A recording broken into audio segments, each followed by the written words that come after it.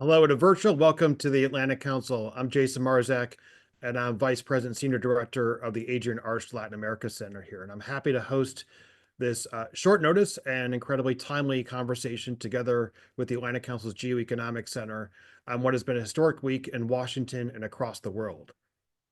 On Wednesday, President Trump imposed a 10% baseline tariff on all imports to the United States and even higher rates on some of the U.S.'s biggest trading partners. The tariffs announced on Wednesday have reverberated globally and also to vary globally, depending on the size of the trade deficit the U.S. holds with each country. Latin America and Caribbean countries left Wednesday's tariff announcements relatively unscathed, as I wrote earlier this week, with most countries being hit with the baseline tariff of 10%. But what hides behind the 10% tariff rates most Latin American countries received? And what does it tell us about the future of U.S. trade relations with the region? As I wrote this week for an AC Experts Direct, even though many countries may be breathing a sigh of relief with the 10% rate, that's not the whole story. Because as well, of the 20 countries with which the United States has free trade agreements, 60% of those free trade partners are in the Americas, and half were hit by the universal 10% tariff.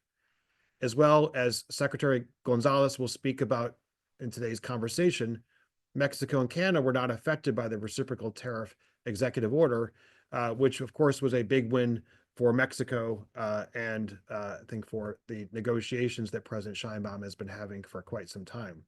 So to talk about the implications of this week's announcements, we have an excellent panel of experts lined up for you to better understand the implications of tariffs announced.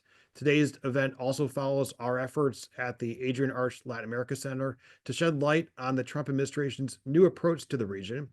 We've also launched a new series titled America's Economies in Depth in collaboration with the Atlantic Council's Geoeconomic Center, with infographics coming out on a regular basis on our economic and commercial ties. So today I'm joined by experts of the economy in the region who are coming to us actually from across the hemisphere. Folks who have served in senior positions in regional governments, but also are close friends of the Atlantic Council. Pepe Toño Gonzalez is a Mexican economist who has served as Mexico's Secretary of Finance and Public Credit and CEO of Pemex. He is also a longstanding member of the Adrian Arch Latin America Center's Advisory Council, coming to us from Mexico. Secretary Gonzalez, great to have you here today. Ambassador Mariana Pacheco is a former Colombian diplomat who served as Colombian ambassador to India, but also led the Colombian embassy in the U.S. as deputy chief of mission during the negotiations of the U.S.-Colombia trade agreement. She is also a member of our U.S.-Colombia advisory group and coming to us from Colombia. Welcome, Mariana. And Xunco Rojas served as Undersecretary of Trade of Argentina and as a managing partner at Kipu Advisors, where he provides business and public leaders with strategic advice on trade and investment. Xunco has also worked with the Adrian Arch Latin America Center on a number of issues over the past. And I'm pleased that this is the first event where Enrique Millan Mejia is joining his new capacity as our Senior Fellow for Economic Development at the Adrian Arch Latin America Center. Before joining the council, he served as Colombia's chief trade diplomat in Washington, D.C. But first, I'm excited to begin with a short global overview before diving into the hemisphere by my incredible colleague, Josh Lipsky, who is the Senior Director of the Atlantic Council's Geoeconomic.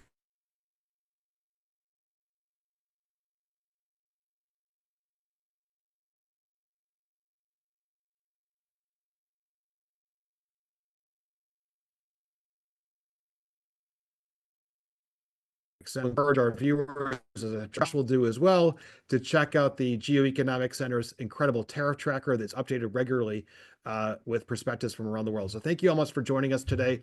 Let me turn to Josh for a global perspective before we jump into the panel. Josh? Well, thank you, Jason. And I want to thank everyone from the Adrian Arch Latin America Center for your collaboration with the Geoeconomic Center, not just this week, but over many years, but especially the last few months as trade wars and tariffs have rocketed to the top of the agenda. And it's been such an honor to collaborate with you and your colleagues. And I know we jointly have a lot of work to do going forward. There's no doubt about that. So let me take a step back in the global context before the panel gets into the regional implications. What happened this week is a major shakeup up to the international economic order and the trading system that the US built. But at the same time, it should not be a surprise. The president has been clear about this, and we have said since the day after the election, the trade wars of the second administration would be very different than the trade wars of the first administration, which were really largely focused on the EU and China the first time around. We understood and we wrote about the fact that he had a different view of trade policy, specifically tariffs, and he was going to implement it differently in the second term.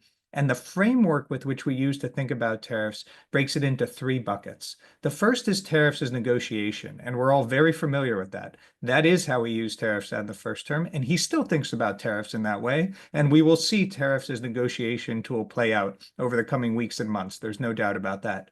The second is tariff as tariff, and that's what we saw this week. This is tariff as macroeconomic tool, either to reshore domestic manufacturing or, importantly, to raise revenue. The raise revenue component is often overlooked, but critical to this administration's thinking. They have to raise a significant amount of revenue, hundreds of billions of dollars, to offset the cost of the tax cut extensions that are coming this summer. And they often talk about it as doing the bad stuff first and the good stuff later. So they need revenue, which is why not everything is a negotiation. Not everything can be dealed away. Some of these tariffs have to be implemented in order for the imports to come in and generate new revenue. Of course, there's a tension between reshoring and generating revenue. Companies can decide to reshore, or they can decide to pay the tariff, but you can't have both. So this is a tension within the administration. The third form of tariff is new in the second term, and that's tariff as punishment or tariff as sanction. They're moving away from the use of financial sanctions as a form of punishment. They believe that's leading to de-dollarization. We have a dollar dominance monitor at the council that tracks those issues, and they want to move to tariffs. They find tariffs particularly useful because tariffs can be ratcheted up, as we've seen with this administration, 5, 10, 15, 25%, or ratcheted down. We haven't seen so much of the ratcheted down sign yet. Hopefully we will. And they like the calibration mechanism that tariffs provide. Financial sanctions are, of course, binary. They get turned on or they get turned off. And so this is how the administration is approaching tariffs in the second term, which is very different than the first term. What did we get this week in reciprocal tariffs? We got a 10% baseline universal tariff, but 60 countries approximately above that baseline being hit with reciprocal tariffs above 10%. Now, it's very important to understand the formula they used is not really a reciprocal tariff. They didn't calculate other countries' tariff and non-tariff barriers as we were told they would going in. Instead, they simply took the bilateral trade deficit of a country, and they divided that by the total number of imports, and that was the formula they came up with. Now, I think all of us who understand this and follow this realize that that's maybe not the best way to understand a country's tariff barriers. We can all just argue about the value of doing reciprocal tariffs, but it's not really a reciprocal tariff. What it is an assessment of the bilateral trade deficit and then putting a number on it and then dividing it by 2 as a discount is what the administration calls it. And what you end up having in that situation is there are countries with huge trade imbalances with the US. Think of Bangladesh, for example, a country where we import a lot from Bangladesh, but Bangladesh does not import a lot from the United States. That's always going to happen when you have the reserve currency country and the wealthiest country in the world. We are going to run trade imbalances with a range of countries. That's natural, and it's not realistic to balance those all out to zero. So I think what a lot of countries are asking right now is, what does the US want? What does the US want in terms of negotiation? And it's not clear. And this is what's causing so much confusion. It's not just about dropping tariff barriers. There's more to it than that. And every country in their own way is trying to figure out how to approach the administration. I think the IMF meetings in 2 weeks are going to be incredibly important because every finance minister and central banker are coming to Washington. There's going to be a lot of conversation at that time about what is happening in the moment, what can be negotiated, but more broadly, what does this mean for the global trading order? Because as of next Wednesday, we could have a 25% effective tariff rate in the United States. That's up from a 2% effective tariff rate last year, the highest effective tariff rate since 1900 in the United States. So we shouldn't underestimate the significance of what happened this week, and we will all follow it closely here at the Council in the weeks ahead. So that's the overview of where we are, and hopefully helpful as we get into this discussion. Thank you, Josh. Incredibly helpful. And I think just also the context in which you put the three uses of the tariffs, right? Tariffs is negotiation, tariffs is tariff, and tariff is punishment. I think that having that broader context is incredibly important as we think about the implications of these tariffs for our hemisphere writ large. So thank you, Josh, so much for joining and providing that initial perspective. And I encourage all of our viewers to continue to follow the great work of our Geoeconomic Center and the tariff tracker that's updated regularly, among other things. I want to move to the region, and Enrique, start with you.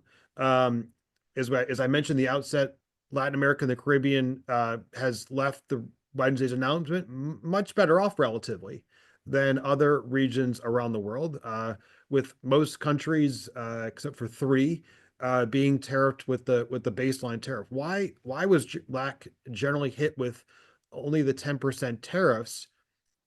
What were those exceptions? And then there's also exceptions because when you look at the executive order beyond the actual tariff rates, there are certain products that are excluded from the tariffs, even the 10%, that are important exports from Latin America. And so give a little context of why the region hit those numbers, but also maybe some of the products that also won't be impacted. They're important exports from the region to the United States. Thank you, Jason, and I'm very honored to be here today. I'm very pleased to share this panel with important former senior officers from our region, and so happy and proud to share this panel with my colleague and friend Mariana Pacheco. In connection to your question, I have to say that the U.S. has an important trade surplus with most countries in Latin America and the Caribbean, and the trade basket of the region is largely complementary to the US. And I have to make a strong emphasis on that Latin America's big proportion of products do not get indirect or unfair competition with products made in the US. This means that our region buys more from the US than the US buys from them. Furthermore, the US sells heavy manufacturing products, tech products, innovative products, and agricultural products that are key raw materials for Latin American industries. In contrast, Latin America sells mainly commodities, agricultural products, and light manufacturing. As such, the rhetoric coming from the Trump administration applies less to the region, with the exception of Mexico. As a result of this trade surplus, the average tariff rate in Central and South America is far lower than the Asian countries. For example, most countries in the region receive the basis tariff rate of 10%. In particular, US FTA trading partners, including CAFTA DR, with the exception of Nicaragua, that got an 18%. And in the case of South America, Colombia, Peru, and Chile, current US FTA trading partners were imposed with the lower 10%. Nevertheless, around the region, there are some exceptions. Venezuela got a 15% tariff, Nicaragua, as I already said, 18%, and Guyana has a 38%. Cuba was exempted since already has economic sanctions that go beyond the executive executive order of reciprocal tariffs. Guyana is an interesting case, since their main export to the US is oil and derivatives. Now that, Jason, you were asking about the product exception. Oil and derivatives are one of the products that are accepted by the executive order. Thus, the residual exports from Guyana are not significant for the country's revenue, but they can really affect the diaspora of Guyanese entrepreneurs in the US that imports mainly processed foods like candies, snacks, and oils. Other products were exempted beyond oil and derivatives. There is a special exception for rare minerals and other minerals, for clothing, for pharmaceutical goods, medical device, and other important materials that are needed for US manufacturing. And it's important to mention that there is a specific exception for the rule of origin of products that has a particular component of US inputs within their manufacturing process.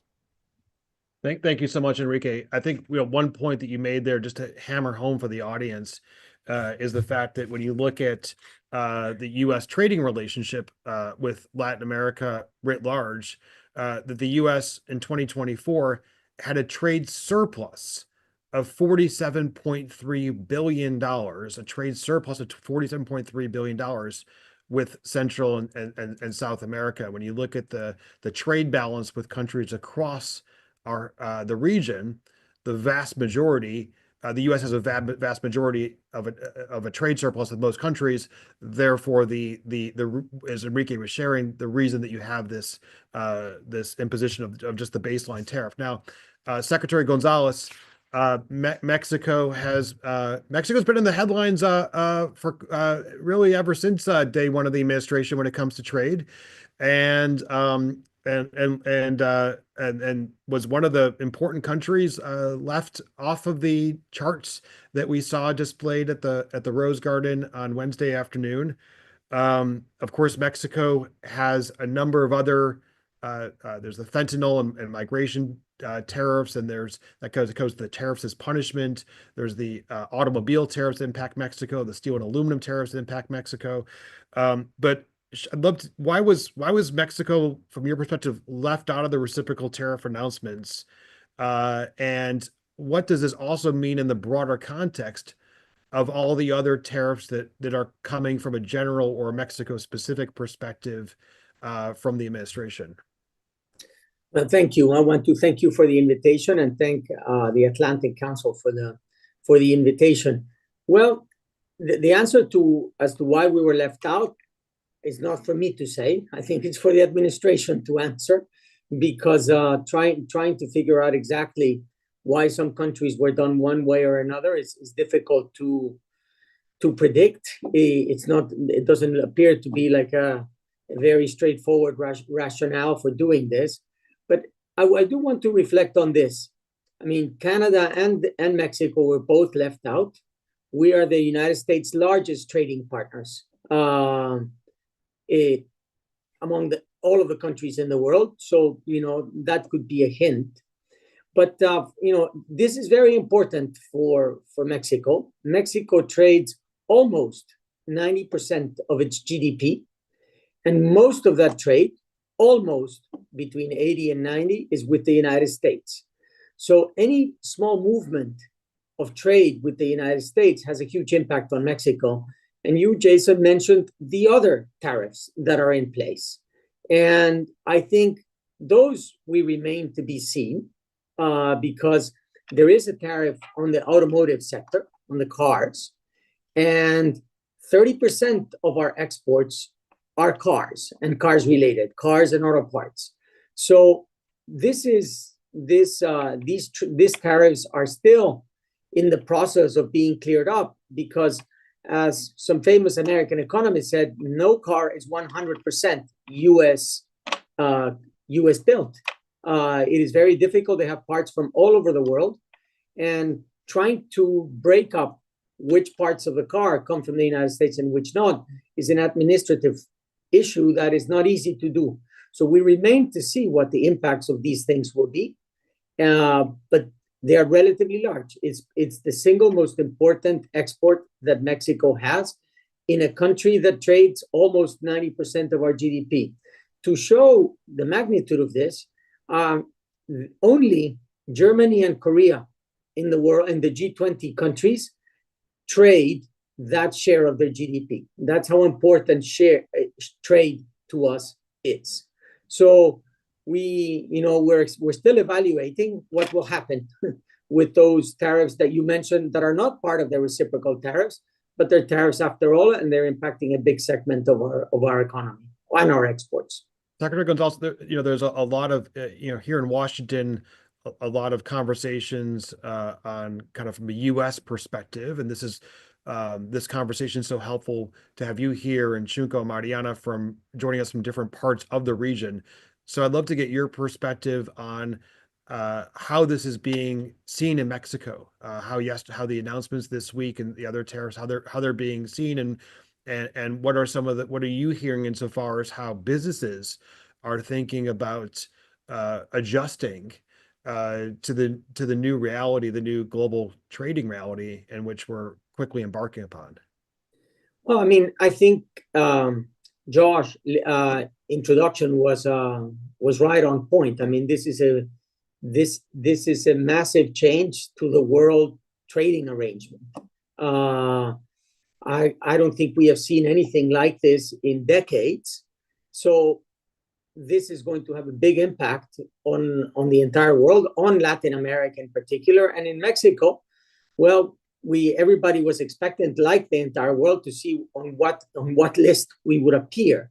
So when we didn't appear on the reciprocal trade tariffs, that was a good sign. But we did appear on the automotive trades and the aluminum and the steel, which are big parts of our exports. So we're trying to see how all of this impacts one of our biggest industries, which is the car manufacturing industry. And we are a manufacturing country, and out of the manufacturers, the car manufacturing part is the biggest one. So we're going to have to see how all of this plays out. Thank you so much, Secretary Gonzalez. I want to move to Colombia before we then go further south to Argentina with Shunko. Mariana, Colombia it's an interesting case. It's representative of actually many other countries in the region, as I mentioned from the outside, because the U.S. has more free trade partners in this hemisphere than we do anywhere else in the world. The U.S. and Colombia have a longstanding trade agreement. The U.S. also enjoys a trade surplus with Colombia, totaling $1.3 billion in 2024. And on Wednesday, Colombia got away with the baseline 10% tariff. You were so involved in the negotiations of the U.S.-Colombia free trade agreement.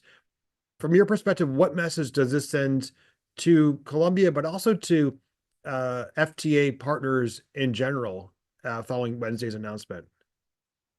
Yeah, good morning, Jason. Thank you for the Atlantic Council for this invitation. It's an honor to be here with the panel. And Enrique, congratulations for that new position. Is going to be a great challenge, especially in this environment, as Pepe has just mentioned. Well, first of all, I don't think Colombia didn't get away with that 10% tariff. I think Colombia and as Enrique has mentioned, most of Latin American countries we got away with a 10% measure. I think Colombia is still a key geopolitical partner in the region for the U.S., and this also sends a message from the U.S. that we are there. We're not on the other side as the other countries that were hit with higher tariffs. We have enjoyed a long history and a very close relationship with the U.S., both politically, economically, and in commercial terms.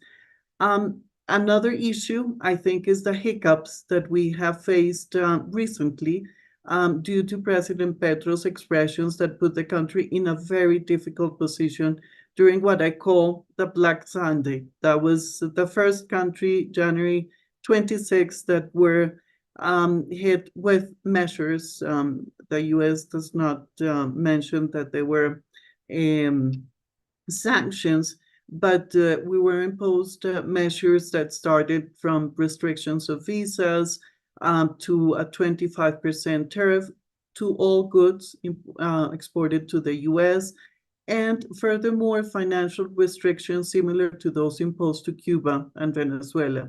Nonetheless, those measures were lifted, and President Petro and the administration implemented a sound policy towards illegal immigrants.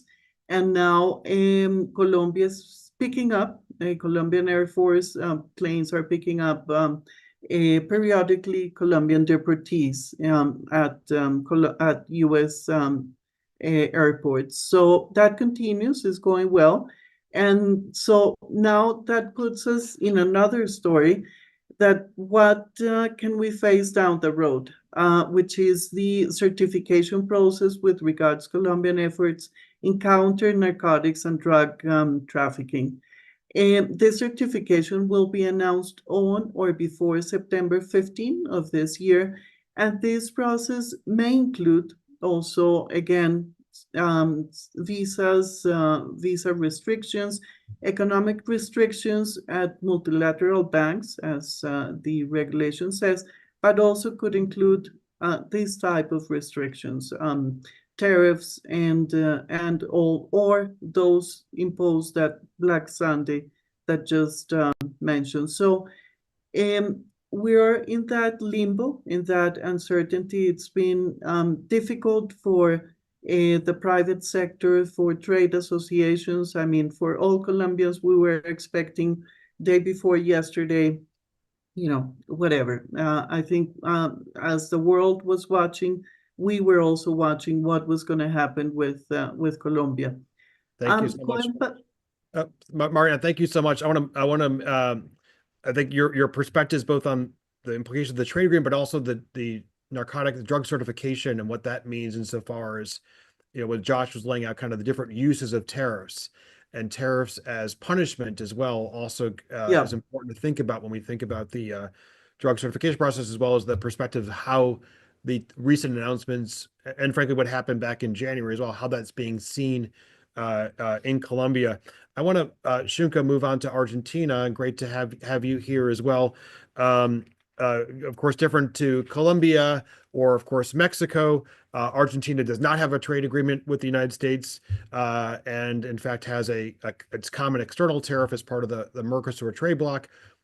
President Milei has expressed interest in a trade agreement with the United States, and of course there is the very deep and strong relationship between President Milei and President Trump. From your, how are the announcements this week being seen in Argentina, and also what does even the 10% mean for Argentina's still recovering economy? Thank you, Jason. Thank you for the invitation to join this panel. It's a pleasure to be here with you today, as always. So let me start by saying that the overall effect of the new tariffs on Argentine exports will be rather neutral or fairly limited. And this is basically because of two factors. First of all, because of the nature and structure of the trade relationship between Argentina and the US. And second, for the fact that Argentina was placed in the group of countries facing the lowest tariff rate, just 10%. Regarding the bilateral trade, trading goods between the US and Argentina are around $13 billion. And traditionally, the US has had a surplus with Argentina. However, this situation has recently changed, and most likely the trade balance will likely reverse in coming years due to the increase in exports of energy and mining from Argentina to the US. Now, why is the impact limited? Basically because nearly half of the Argentine exports to the US are in energy and minerals. And as you know, these sectors have been exempted from the Liberation Day's tariffs. The rest of exports of goods of Argentina to the US represent only about 4% of Argentine total exports. So the exposure to trade is relatively small, and that's why the impact is limited. And at the same time, as you know, Argentina was given only 10% rate of tariffs, and that gives Argentina a competitive advantage compared to other major US trading partners like the European Union, China, India, Japan, and other Asian countries who are now facing above 20 or 30% tariffs. Argentina could benefit in exports in a number of products like garlic, wine, olive oil, honey, shrimps, softwood, and many other products, in which Argentina is quite competitive, and it will have an advantage vis-a-vis its competitors in the US market. So all in all, the impact on Argentine's trade balance should be limited. However, there are some negative effects on concentrated products such as steel, aluminum, and lemons. Now, even though the impact, the trade impact may be limited, Argentina still faces a complex and challenging outlook. As you know, Argentine Central Bank has negative reserves, some capital controls remain in place, and the country doesn't have access to international capital markets. So in a context of higher global inflation and weaker global economy, this puts pressure on Argentine efforts to build up its international reserves. Following the tariff announcements, investor confidence is fragile, risk aversion will be higher, and in this environment, it becomes crucial and urgent for Argentina to reach a new agreement with the IMF, which is a key step to stabilize the macroeconomic conditions of the country. Now, as you know, the Argentine government has moved very quickly, and within 24 hours of the announcement, Minister Gerardo Huertain met with Secretary of State Marco Rubio, Secretary of Commerce Howard Lutnick, and U.S. Trade Representative Jameson Greer, while President Milei went to Mar-a-Lago to establish high-level political channels to secure a sort of first-mover advantage in shaping early-stage negotiations. Argentina is seeking U.S. support in the IMF negotiations, as you know, and a decision is expected to be made in the coming weeks by the IMF, and also Argentina is pushing for a preferential treatment under the new tariff regime. Probably an FTA, a free trade agreement, is ruled out for the moment, given the current conditions, but Argentina is seeking to sort of a more sector-specific strategy, and Argentina is seeking the preferential treatment for about 50 products, and in turn, the U.S. is demanding Argentina to eliminate some market access barriers, including non-tariff market access barriers, and address some concerns regarding intellectual property. Thank you so much, Chico. Thank you so much. Excellent overview. I think one point you make in there that's so important for other countries as well, and a number of administrations officials have spoken about this. I think Bessent, the Treasury Secretary, has mentioned this, and Commerce Secretary Lutnick, is this idea of this first mover advantage, right? That they want to see how the administration wants to see how things settle, but then they're open to conversations. And so those kind of that personal relationship that President Milei has with President Trump, Foreign Minister Wertheim, who's known so well here in Washington from his time as ambassador. So that's really important. And, I think in the Mexican context as well, Secretary Gonzalez, that first mover, we've seen how the Sheinbaum administration has also been very adept at sending officials to Washington on, I think, a weekly basis, or even more frequently, to be able to have those frequent conversations. Of course, Mariana, it's different in the Colombia context because of there isn't the relationship with the Colombian government and the U.S. administration as there is with Argentina, or the ongoing conversations have been had with Mexico. I want to unpack a little bit more. We've got 10 more minutes. So I want to do a quick kind of lightning round of final questions here. Enrique, I want to start with you and just give a little bit oversight to the audience on the fact that, we have, as I mentioned, 60% of the U.S.'s free trade partners are the Americas. Half of them were hit by the universal 10% tariff. What does that mean for FTA countries versus non-FTA signatories? Does it give FTA signatories, will those countries eventually have a leg up? Thank you, Jason. Well, let me start saying that the executive order does not modify or override existing free trade agreements. In particular, I would like to highlight that basic key things, such as the rule of origin and other commitments, are not modified at all. However, the executive order alters the free trade agreement's practical framework. These agreements were initially negotiated to eliminate tariffs, but the new order changes the tariff baseline structure unilaterally. For example, under the FTAs with CAFTA, DR, Colombia, Peru, and Chile, more than 90% of these Latin American countries' exports to the US and vice versa were tariff-free. Now, as of the latest executive order, exports except for the exempted categories will face a 10% tariff. And let's bring an example. Colombian coffee, Colombian flowers, Peruvian blueberries, Peruvian asparagus, Chilean apples, and pears will face 10% tariff. And that will make them struggle because they will need to absorb that overcost. In contrast, Mexico and Canada the U.S. primary trading partners were excluded from this announcement. Mexican produce exports such as avocados, peppers, and coffee, which compete with Latin American exports in the U.S., will remain tariff-free. This decision opens the door for Latin American affected countries to pursue bilateral negotiations with the US to advocate for their export and potentially seek exemptions or adjustments to the new tariffs. The tariffs, however, can be interpreted by the FTA partners as a potential violation of the FTA initial agreement, which begs the question for them of why they should now comply to the terms of the free trade agreement. Let's remember that the terms of the FTA are largely beneficial to US companies in the region, as it paves the way to operate there, not only on market access, but also on intellectual property commitments, regulatory coherence, and so on.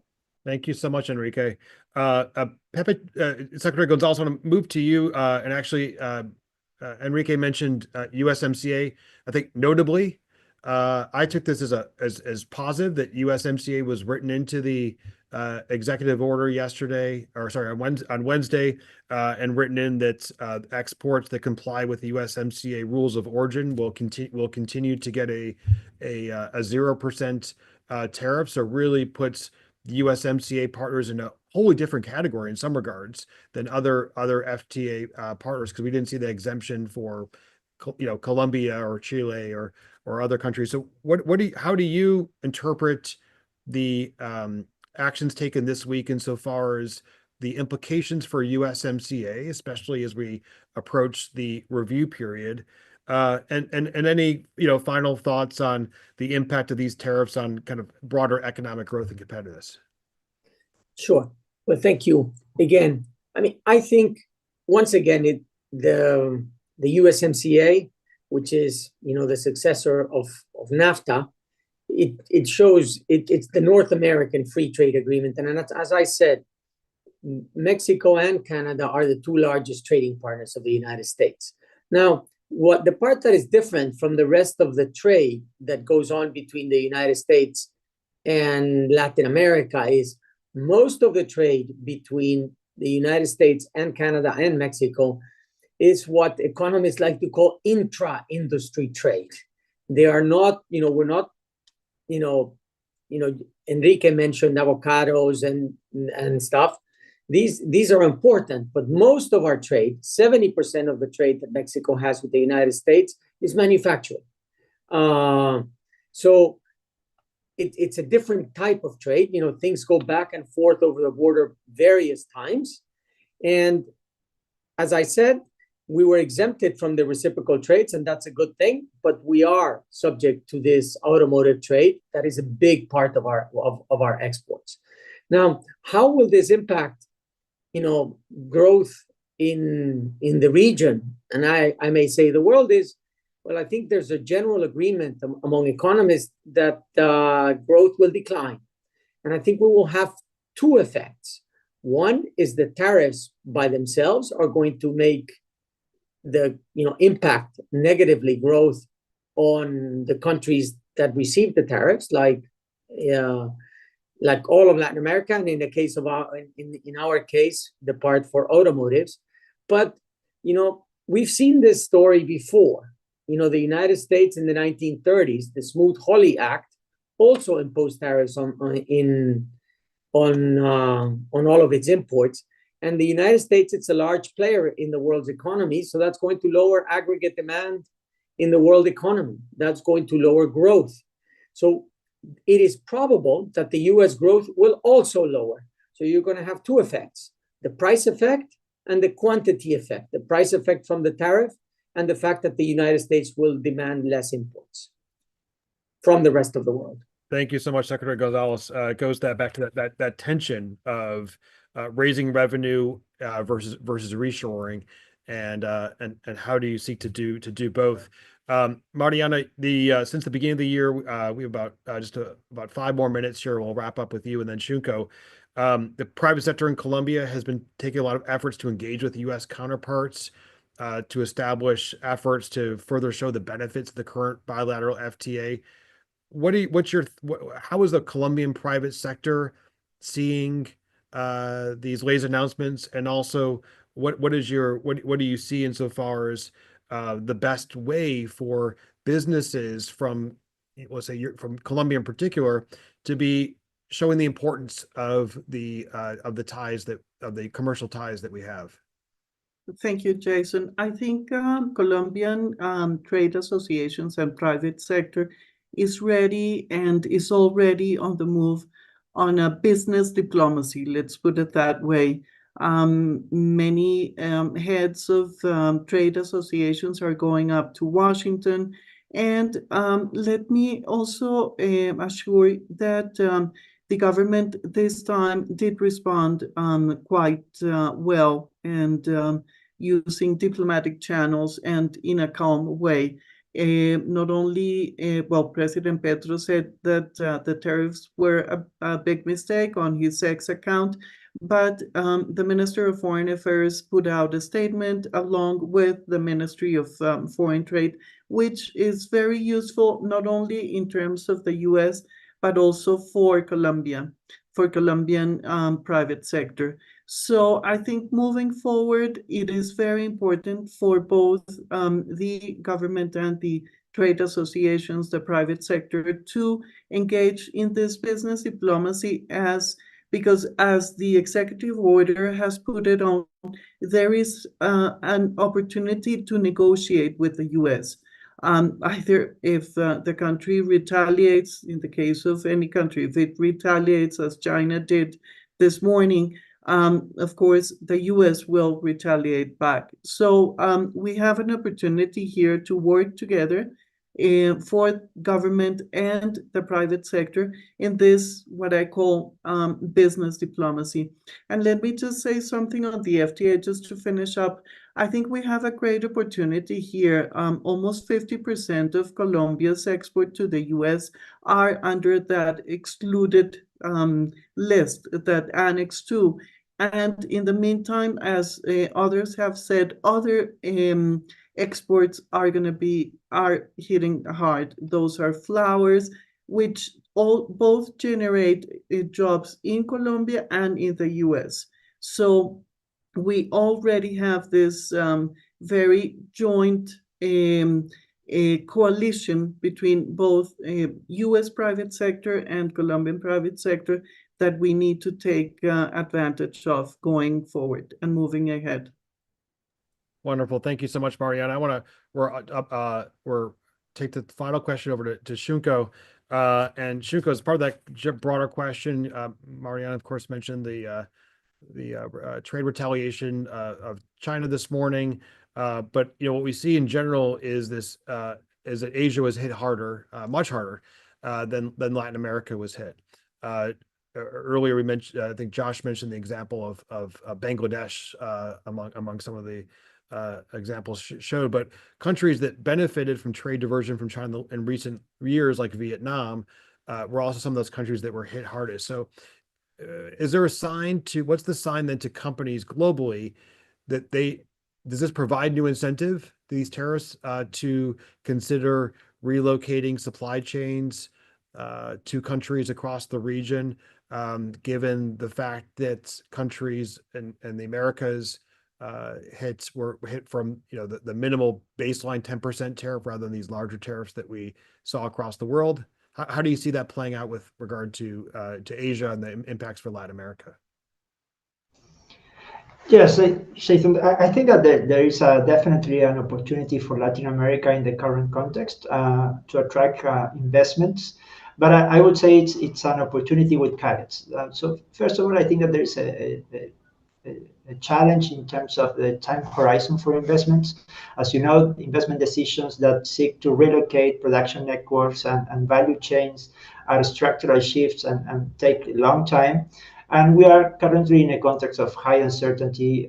So nobody knows exactly whether there will be exceptions, which countries will get these exemptions, to what extent the exemptions will be applied, whether the current tariff structure is going to be sustained over in the medium to the long term, if there are changes in government in the US in the future. So there are a lot of unknowns and key questions that are going to be key for investors when they decide to relocate their production.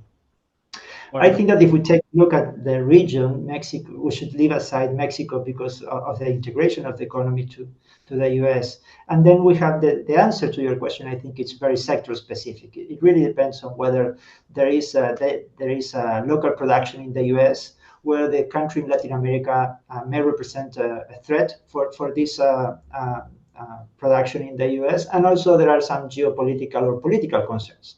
And I think that it's in the context of increasing political polarization, perhaps more than nearshoring, we should think about friendshoring, and political affinity might become more relevant than location under the current context. Thank you so much, Shunko. I want to just end by, again, with very short notice, thanking Secretary Gonzalez, a longstanding member of our advisory council, thanking Mariana Pacheco, a member of our Colombia Advisory Group, and thanking Shunko Rojas, a longstanding just partner overall for the center, for joining us on short notice to provide insights on the reciprocal tariff announcements, and of course our very own Enrique Millan and my colleagues Martin Casanelli and Ignacio Alba, who put this event together. We'll be looking very closely here at the Atlantic Council, both at the Adrian Arch Latin America Center as well as the Geoeconomic Center, on what happens between now and April 9th. There will be a lot of horse trading. There will be a lot of desire for negotiations. And I think as we were saying earlier in this panel, the first mover will get the first, probably some of the best deals. And then following that is we have finance ministers coming to Washington in a couple more weeks' time for the IMF World Bank meetings, where the Atlantic Council regularly hosts scores of finance ministers as part of those efforts, and we'll expect many of those ministers to be trying to have as many meetings as possible with USTR and Commerce Department and the White House and others. So please follow the our America's Economies in Depth series. Stay tuned for additional programming. Follow the Geoeconomic Center's Tariff Tracker and other products coming out as we seek to continuously unpack the great reverberations that we're now seeing in global trade and the implications not only for the world, but of course for our hemisphere. So thank you again so much for joining us today.